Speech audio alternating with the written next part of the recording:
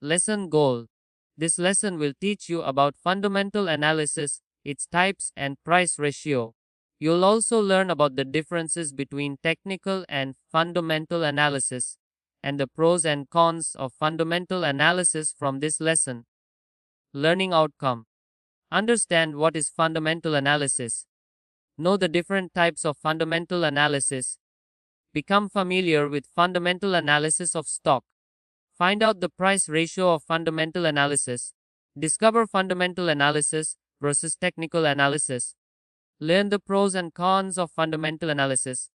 Different types of fundamental analysis. Fundamental analysis can be divided into two types. Qualitative.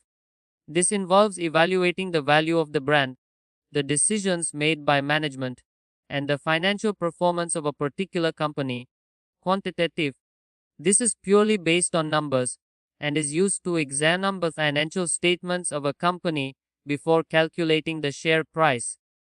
Despite the difference in approaches, both are equally important for analyzing a company's share price comprehensively.